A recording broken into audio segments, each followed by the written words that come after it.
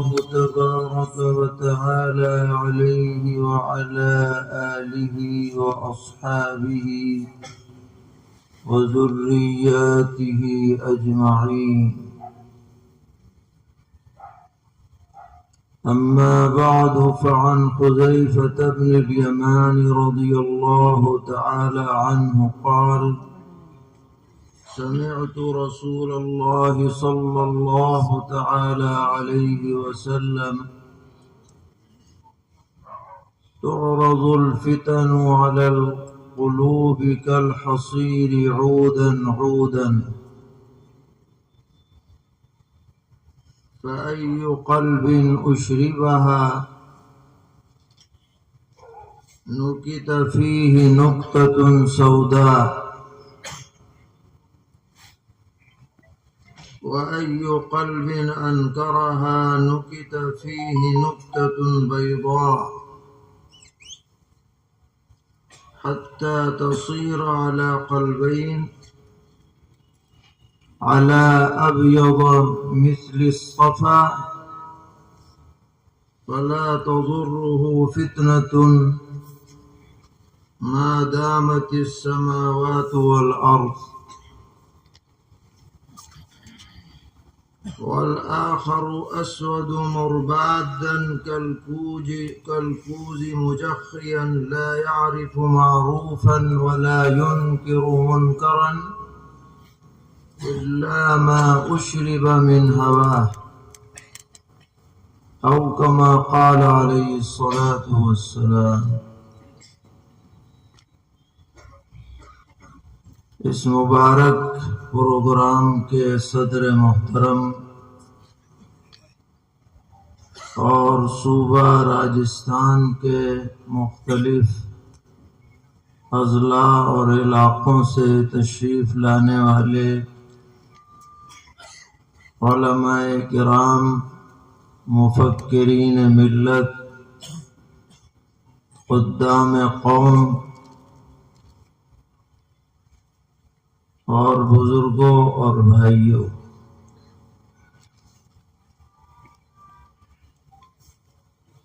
بہت شکر کا موقع ہے کہ اللہ تعالی نے وقت کی ایک اہم ضرورت کی تکمیل کرتے ہوئے اس 2 روزہ تربیتی پروگرام کے انعقاد کی توفیق عطا فرمائی۔ اللہ تعالی سبھی منتظمین معاونین کو اجر جزیل عطا فرمائے۔ آپ نے 2 دن کے اندر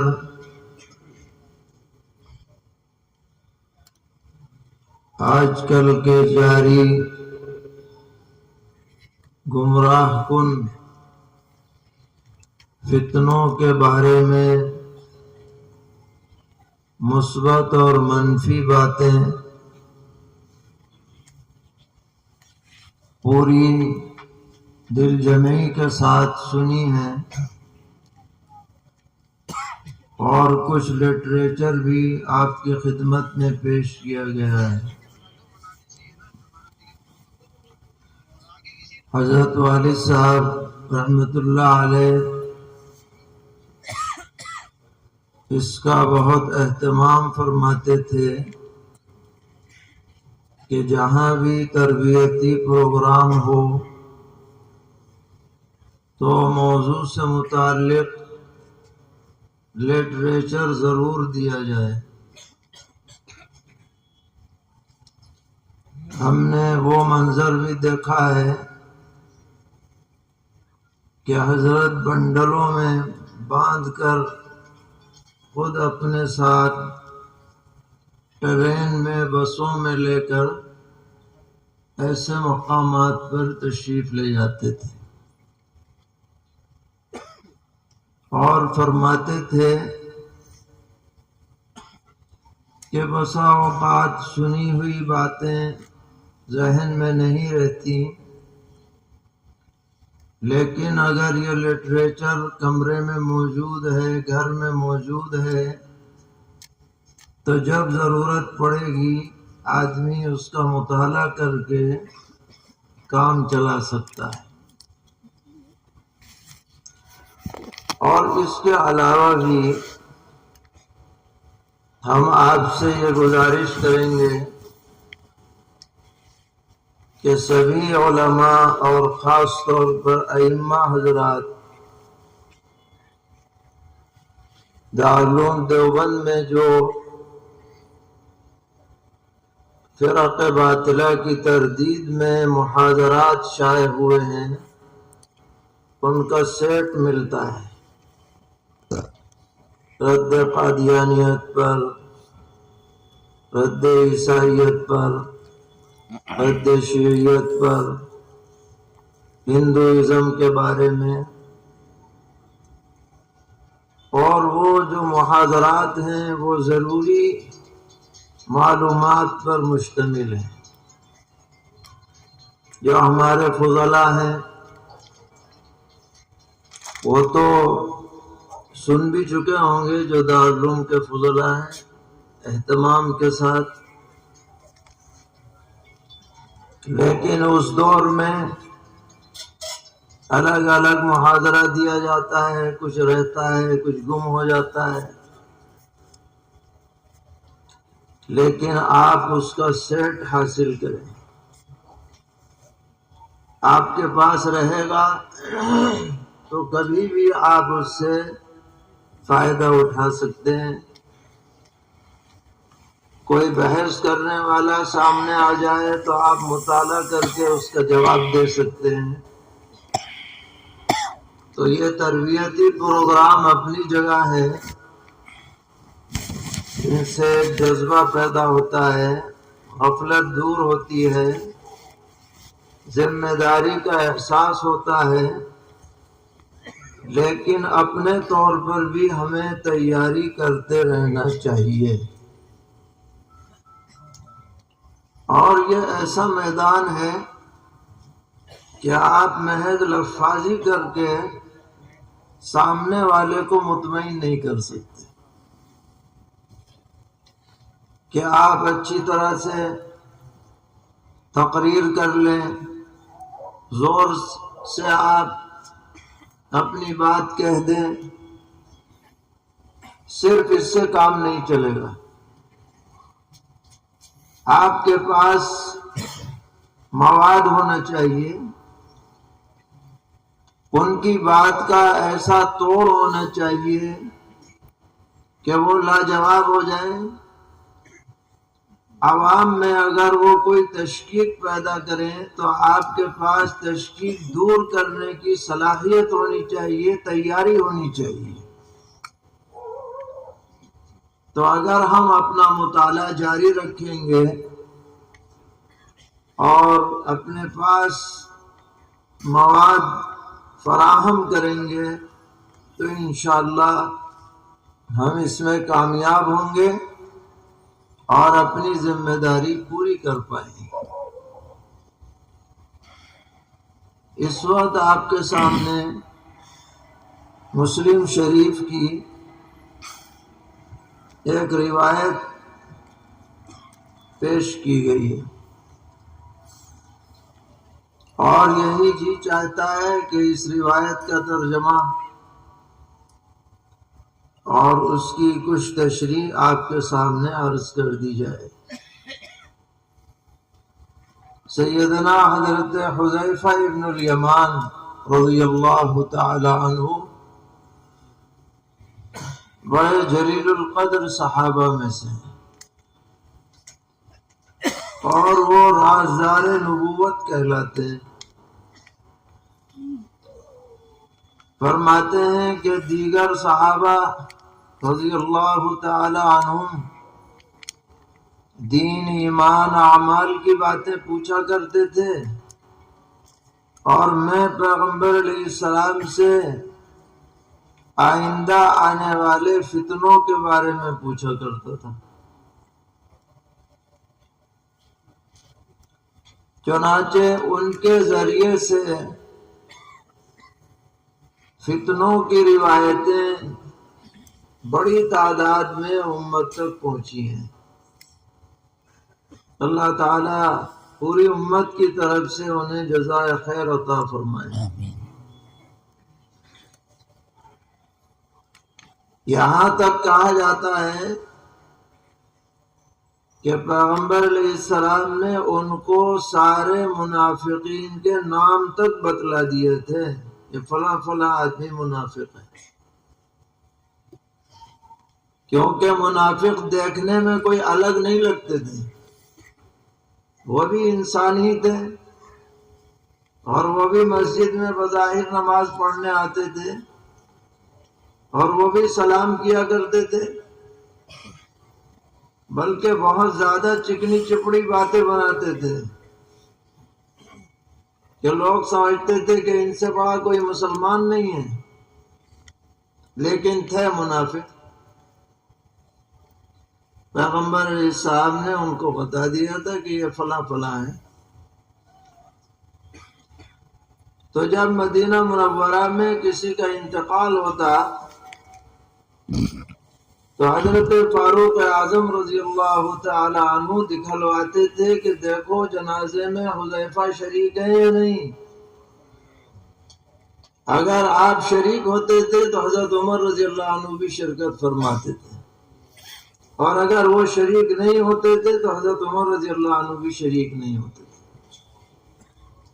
کیونکہ ان کا شریک نہ ہونا دلیل تھی کہ پیغمبر علیہ السلام نے اس شخص کے بارے میں آپ کو مطلع فرما دیا ہے۔ تو ایک مجلس میں فتنوں کا تذکرہ ہوا،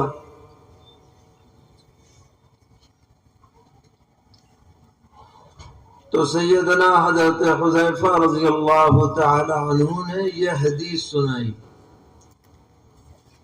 اور اس مجلس میں خود حضرت فاروق اعظم رضی اللہ تعالی عنہ بھی موجود تھے، بلکہ انہی کے تقاضے پر یہ حدیث سنائی۔ فرمایا کہ میں نے نبی اکرم علیہ الصلوۃ والسلام سے سنا ہے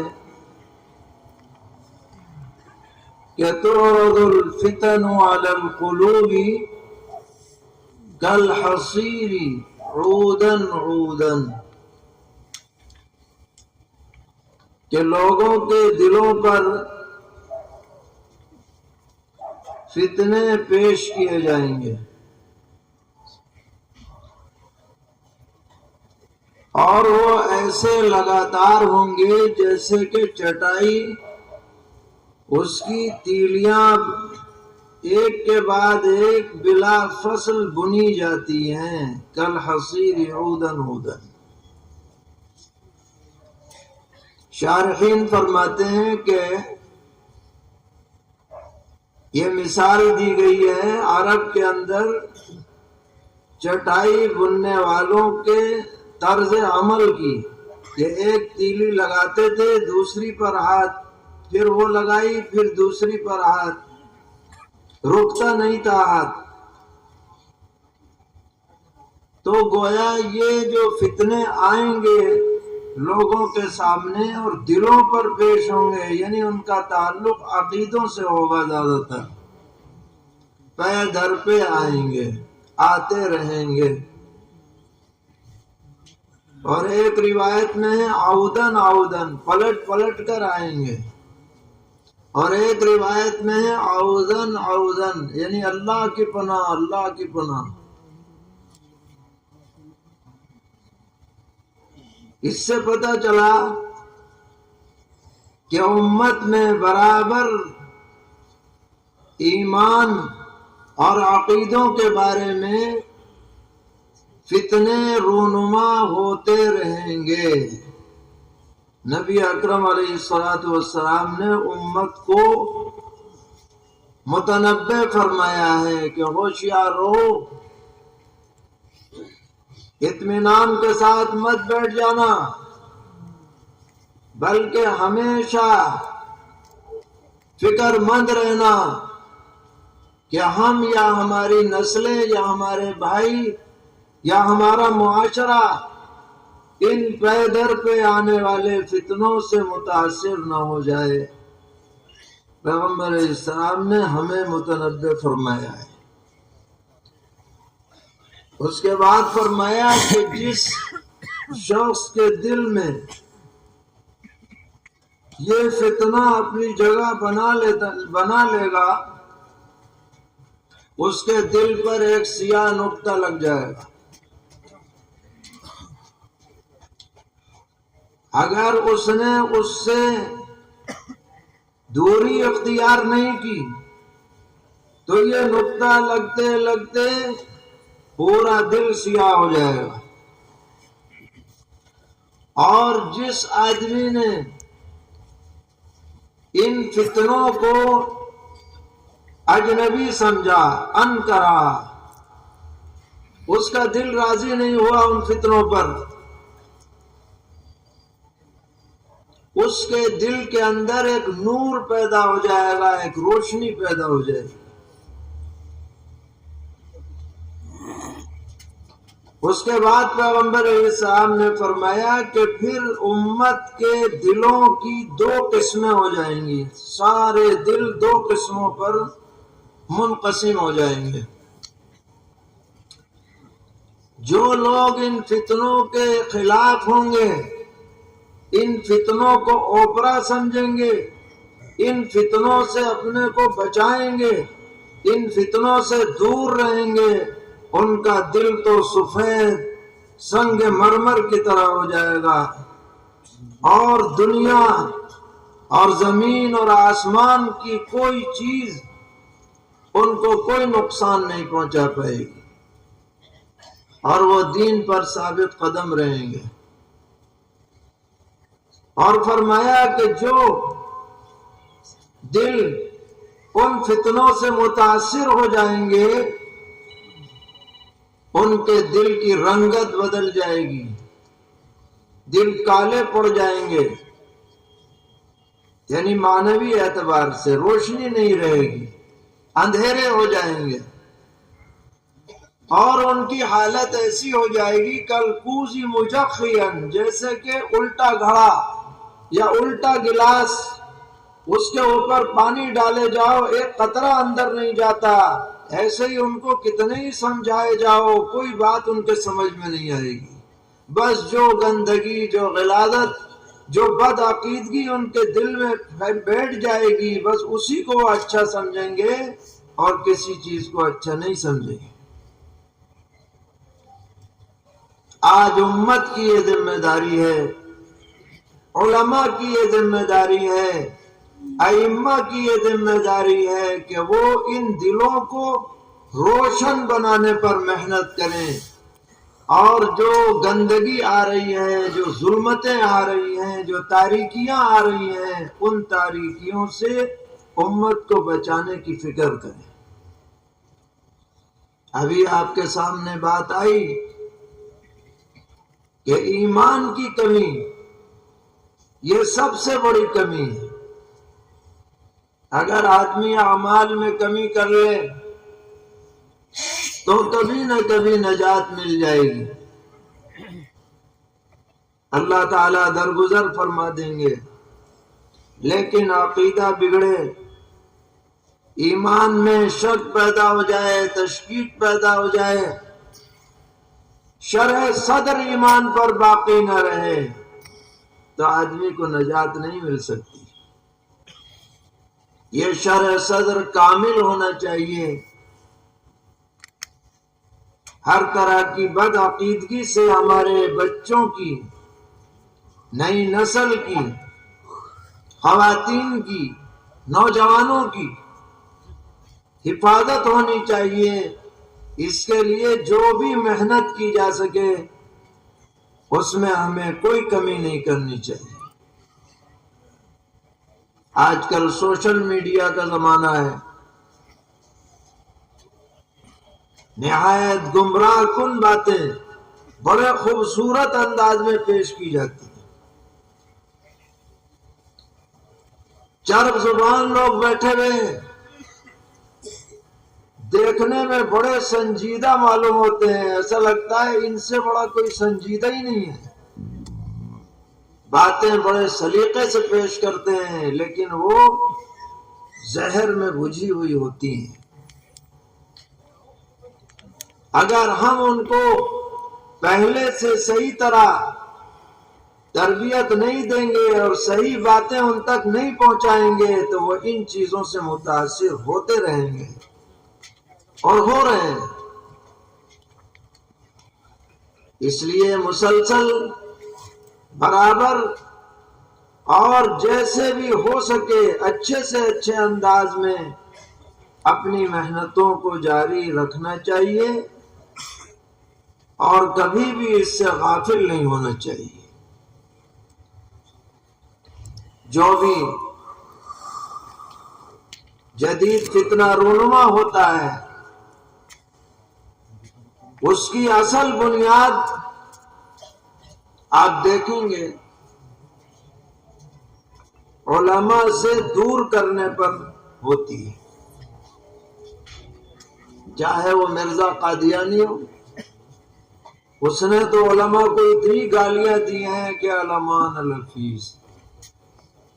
باقاعدہ ایک کتاب چھپی ہوئی ہے مولانا نور محمد تانوی رحمۃ اللہ علیہ کی، آپ پڑھیے گا اسے، مغلظات مرزا،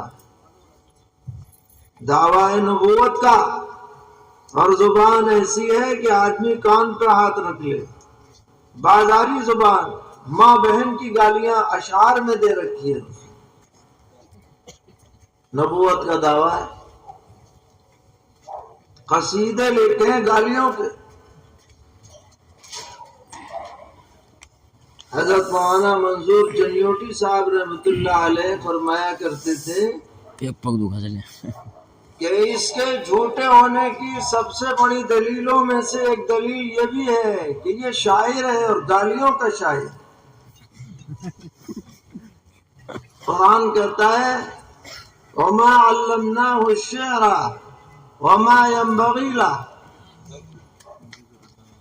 کیا ہم نے حضور کو شعر نہیں سکھلایا اور یہ شعر آپ کی شان کے لائق بھی نہیں، یہ قرآن کہہ رہا ہے، اور یہ نبوت کا دعوے دار ہے نعوذ باللہ، اور شعر بھی کہہ رہا ہے تو گالیوں کے شعر کہہ رہا ہے۔